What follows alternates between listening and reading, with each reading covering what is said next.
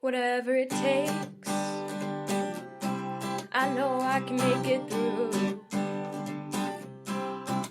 A Degrassi podcast with Kelsey and Holland too. I know I can make it through.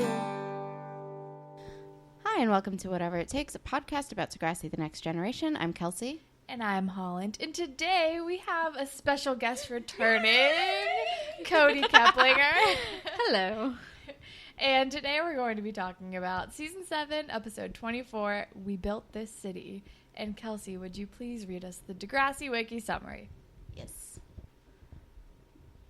All right. With the class of 07 prom and graduation ceremony looming, that's a sentence, Liberty had the perfect night planned with the amazing Natasha Bedingfield performing. Note, final appearance of Damian Hayes. That first part is not a sentence. And also, I'm still, laughing at Natasha Bedingfield. The amazing Natasha Bedingfield. They also, as usual, left out the B plot.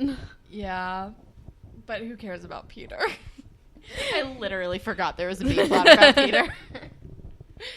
But the episode is called We Built This City, which is a 1985 song by Starship. And as far as, I guess it's fitting because it's like Emma, JT, Manny, Liberty. It's like all of our OGs are graduating. The rest of our OGs are graduating. They built this show. They built this school. They made this Degrassi world happen, and now they're all graduating. And much like the song, it has very little to do with actual rock and roll. Yes. I was about to say, they could have picked a better song, though. It's so bad. It's a really bad song. Well, Time of Your Life wasn't out yet in the 80s, so I guess we couldn't name it that. That is every graduation song ever. It was not ours. What was yours? This is great. The Climb by Miley Cyrus. You're so Southern. It's unreal. Yeah. That's hilarious. There was also a Carrie Underwood song that played. Really? Yes. Not even one of her singles, something off of one of her first albums. So Southern. We're from Kentucky, guys. All right. Well, they could have done I've Had the Time of My Life. Did they already use that one, though? I don't know. Come on, guys. Dirty Dancing came out in the 80s. Get it together. God. All right. Did you guys see the new Dirty Dancing? No, No. I heard it was terrible. I watched clips from it because of Jezebel. I watched some clips because they were just what is happening? And there was just so much bad green screen. It just looks like a literal shit show. I didn't even know there was a new one. The last Dirty Dancing I heard of was the one with Diego Luna. Havana Nights? Havana Nights. I've actually never seen that one, but yeah, there was a TV movie with Abigail Breslin as Baby and some unknown dancer guy as Johnny. No, you don't remake it. No. If you're going to do it, do what Havana Nights did, which is just spin off of it. yeah, which Patrick Swayze was actually in it. I don't know if he was actually playing Johnny, but he was a dance teacher in it randomly. Oh my God, that's amazing. It's really not good, but teen me loved it.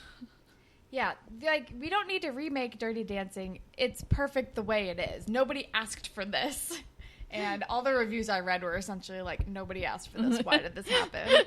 What have we done to deserve this? 2017 is already bad. Oh, God. Anyway, so the episode starts with, I guess, Liberty is selling prom tickets. And then Toby comes up to her and is like, guess what? Miss H says after the graduation ceremony, we can have a little memorial ceremony for JT in the Zen Garden, and my heart is breaking. I know. I miss JT so much, you guys. I literally teared up at the end of this episode. I cried real tears. Same. I did not. I'm soulless. We are just soft inside. Sorry.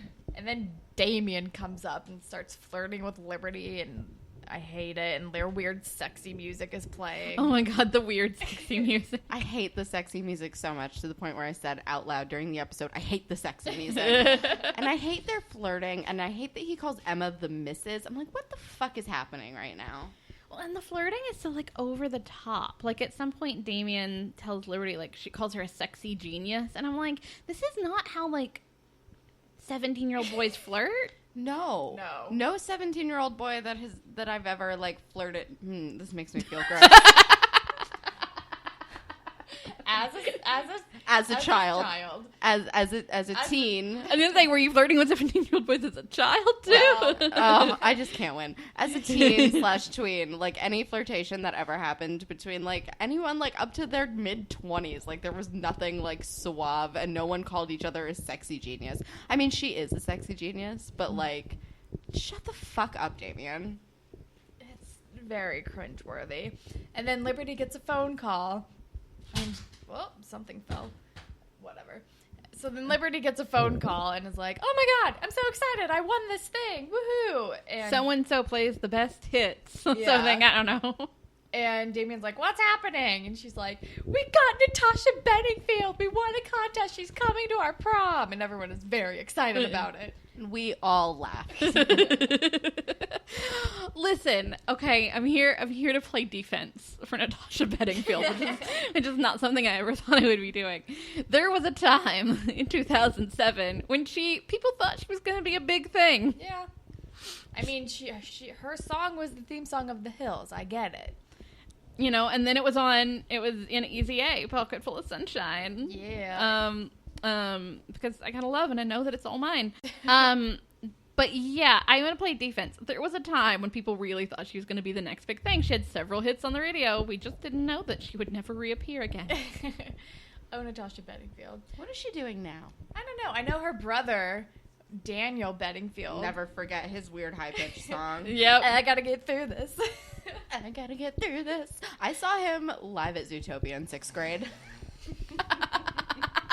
Okay, you don't have any room to laugh about Natasha Bedingfield all of a sudden. 5 years unrelevant by that point. No. Right? When no, did that no, song it was come out? no, it was when he was popular. It was like No, 2001. Sixth grade, yeah. It was like 2001.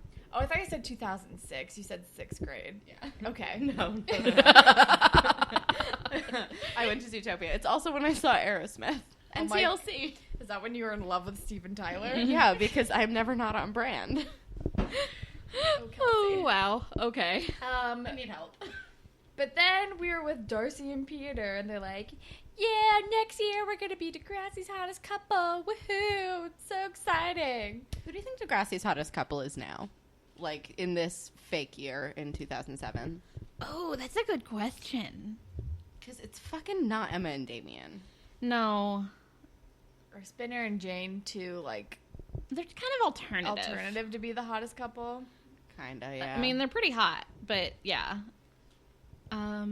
Is there a hot couple? Is it Manny and Jay? Can Jay be hot if he's expelled from school? Can he be the school's hottest couple? I don't know if there is a hottest I don't couple. think there is one. Yeah, I don't know. But I either feel way, like I'm the still annoyed by Darcy I and feel Peter. like the last time we had a hottest couple would have been like season 3, Paige and Spinner. No. Manny and Craig were a pretty hot couple. But they were never liked. Yeah. And Emma and Sean were a pretty hot Emma couple. and Sean. Sean, where are you? Yeah, but Sean was also expelled. So would that count? Like second time around? Well, no. I mean, first time around, they were hottest couple. When they were in 7th grade. Spinner and Darcy were a pretty hot couple too, I guess. Yeah. I don't know. by Degrassi standards. Yeah.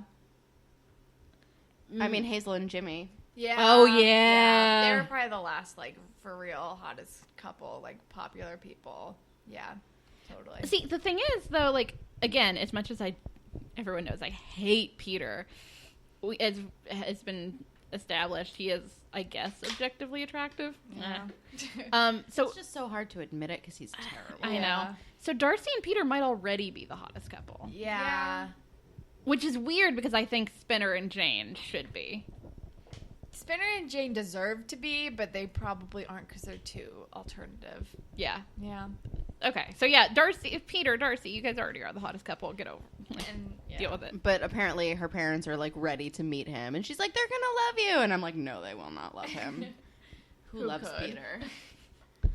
Well, yeah. Certainly not his parents. Seriously. Oh my gosh. But then we are in the gym. I think everyone's taking like their last final. Oh, and should we do fashion police? Because I'm finding my first fashion note. Yeah. Oh my god, my first fashion note is my first note. Actually, my first fashion note is Liberty's polo and skirt look. It's working for her because it's very Liberty. Toby's spike hair is getting way too tall for his head. Yes. It's making him like 4 inches taller. I think that might be the point, though, because there's a point later when Manny, like, pulls him in, like, for the 3 of them, and I'm like, oh, Toby, you're shorter than everyone. Oh, it's to make him look taller. But when they're taking their final, Emma's wearing, like, this green polka dot halter dress thing, which was fine. I'm not a huge fan of the length of Manny's bangs right now. Like, I get why they're that way. It's like very much like the Betty Page Betty bang, but I wish they were just like a half an inch longer. Yeah. Should we get into prom outfits? I mean, although it's not her worst bang. Oh, Let's no, be no, no, real. no, no, no. They're True. much better than the bang she had at her debut. Still laughing at debut. Also, that fucking hair color was bad. Yeah. The blonde was the worst. No, Manny still looks freaking gorgeous. I just wish the bangs were just slightly longer. So at prom, Emma is wearing like this gold glittery like tube toppy. But it's like poofy too. Yeah. It's almost like a maternity dress. It's like what I'm it's so like, glad you said that because I had the Yeah. same thought. I'm Right? like, that is a weird cut for her. It's like what someone who's like 5 months pregnant and trying to hide it wears to their wedding. Yeah, it's a lot. It was a weird cut, which was really disappointing because flip side, Liberty, like She looks amazing. that. I love her dress. It's very low cut though. She looks Yeah. like a movie star, like an Oh, actual yeah. movie star. Beautiful. Gorgeous. Her hair is amazing. Oh my god, Manny's dress is fine. It's like blue and kind of poofy, but it's just kind of not normal. weird like Emma's. Also, none of these girls have updos, which I found a little odd. And maybe this is just my school or my school style coming in. Like, a lot of girls did wear their hair down, but at least half of them, like, got their hair done that day and wore it up. And Yeah. this looked like, other than maybe Liberty, whose hair looked bomb. All So the others, it just looked like how they would wear their hair to school. True. Although Emma curled her hair a bunch and was wearing like very red lipstick. Yeah. I don't know. Was Jane wearing a hat or was Yes. I hallucinating? Wearing a And- terrible hat. And I think her dress was kind of short, too, wasn't it? Wasn't it a long dress? No, I don't think it was long. I think it was like probably past her knees. Yeah, but it but- wasn't floor length. Yeah, it was a look. Did it have a collar? No, it just had like a A weird weird, like, trim. vest? It had like a weird trim that like matched the hat. She looked like that I really for a second thought I hallucinated. Brandon Urie in the music video for I Write Sins Not Tragedies, but like in dress form. Yes. It did. And Spinner matched her. He was wearing that weird scarf that made him look like fucking like, I don't know, Jimmy Stewart at the Oscars. I don't know. And what's funny is when they come up, Emma and Manny are like, "Oh, you look fly," and they're like, "Yeah, we had to get dressed up for Natasha Bedingfield."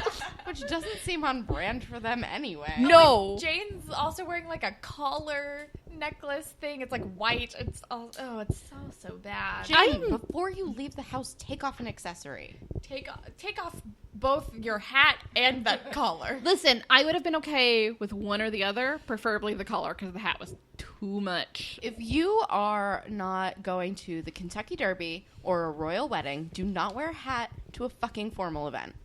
Like, I think I would have liked that hat, even maybe a version of that dress, if it was like a casual outfit, or she was just like, I'm being alternative and cool, kind of a thing. But like, why are you wearing a hat to prom? I don't get it. That said, my date to my prom wore a fedora, so I can't. My friend's date wore a top hat and had a cane and wore tails. I think I've mentioned it on the show We've before. talked about it. I was going to tell my version of that story. I'm like, nah, I'm done. I've told you guys a lot about prom. Yeah. We've had a very long prom conversation on the show I already. think it was the last time we got drunk and did this. We talked about phones. Yeah. Oh my god. I need to be We here. talked about like iPods and phones and I need to be here for one of the drinking, watching Degrassi sessions. You need to. It's next time we will. It's always spur of the moment. We never plan it. It's always like I'm already here and like I'm gonna stay over and we're just whatever. Like Yeah. it's like a Saturday. Yeah. Yeah. or a Friday, because that's how we roll on the weekends. We're really fun, you guys. We did get drunk this Friday. We drank a lot of wine and watched Sex and the City. We're really exciting. We didn't record a podcast, though. No,